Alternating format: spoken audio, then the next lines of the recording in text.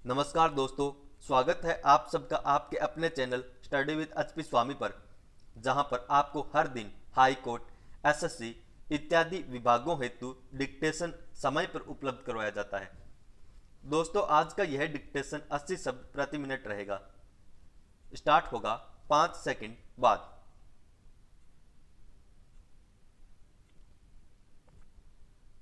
Start.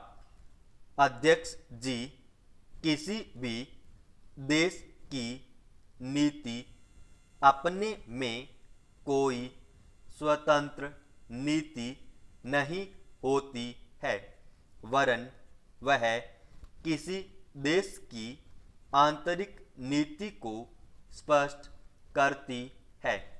उदाहरण के लिए हम अमेरिका को ले सकते हैं।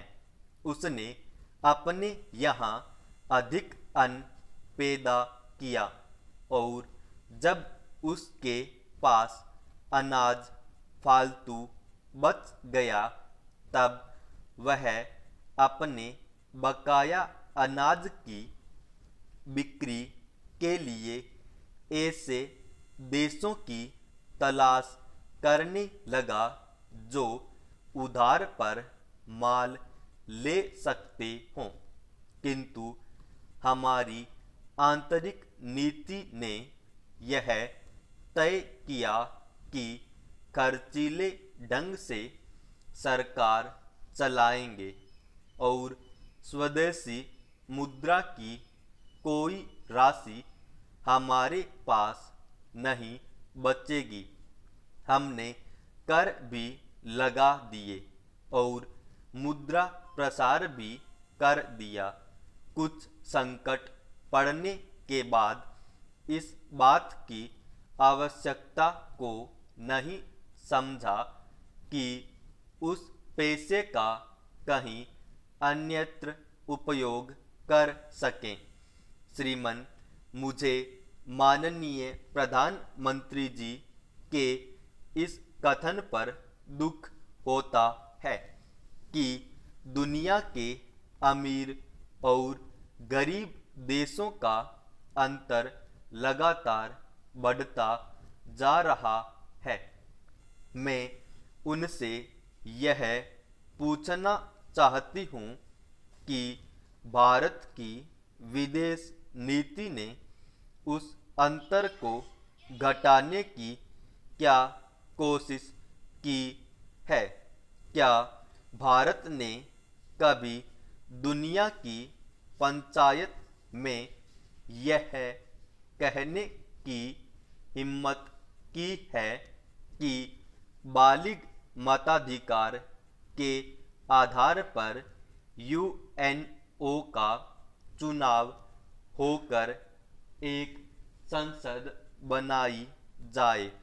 और क्या आप में यह देखने की हिम्मत है कि फौज के हिसाब से कर लगाकर एक विकास का खाता खोल दिया जाए? जो देश विकसित हैं, उनके मजदूरों का 1 घंटा हमारे देश के मजदूरों के 100 घंटों के बराबर माना जाता है, क्योंकि उनके पास साधन हैं। इसीलिए यह अंतर और भी बढ़ता चला जा रहा है। किसी देश के अंदर आंतरिक नीति में अमीरी और गरीबी का अंतर बढ़ता चला जा रहा हो और वह दुनिया के देशों में विद्यमान अमीरी और गरीबी के इस अभिशाप को समाप्त करेगा। यह समझ में आने वाली बात नहीं है। अब मैं आपका ध्यान एक और बात की ओर दिलाना चाहती हूँ। पूर्वी जर्मनी को मान्यता देते हमें परेशानी होती है, इसलिए कि शायद पश्चिमी जर्मनी को बुरा लगे, लेकिन पश्चिमी जर्मनी ने तो अपनी रक्षा का भार दूसरों पर छोड़ दिया है। उसने अपनी पूरी शक्ति इस बात पर लगा दी है कि अधिक से अधिक उत्पादन किया जाए। आपने जो समय दिया उसके लिए मैं आभार प्रदर्शन करता हूँ और आपका धन्यवाद करता हूँ। अध्यक्ष, जिस समय पाकिस्तान ने भारत पर हमला किया था, उस समय उन्होंने देश की रक्षा के लिए महत्वपूर्ण कार्य किया था।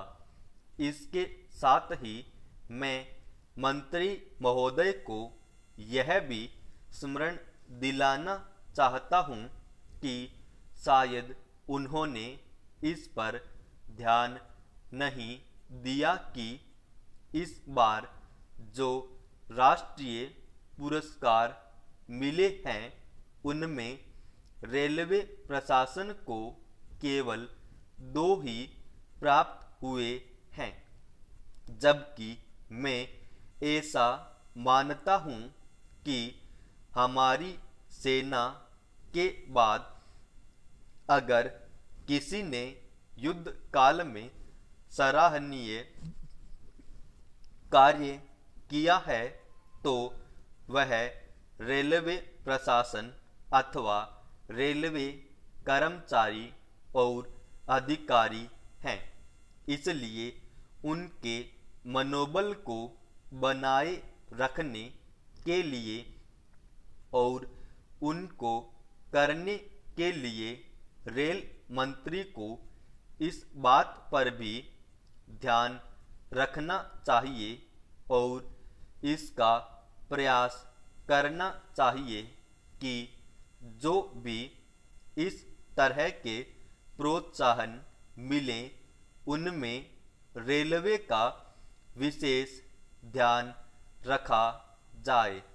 रेल मंत्री महोदय ने अपने वक्तव्य में भी रेलवे कर्मचारियों की प्रशंसा की है या उनको प्रोत्साहन दिलाया है, लेकिन यह प्रोत्साहन शांति काल में भी बना रहना चाहिए। रेलवे ने युद्ध काल में जो काम किया वह तो देश की रक्षा का महान उद्देश्य था, लेकिन उसके बाद देश के निर्माण में या गरीबी मिटाने के लिए जो युद्ध होता है उसमें भी प्रत्येक रेलवे कर्मचारी का मनोबल उसी तरीके से बना रहे। इसके लिए भी रेल मंत्री महोदय को कुछ कदम उठाने की आवश्यकता है।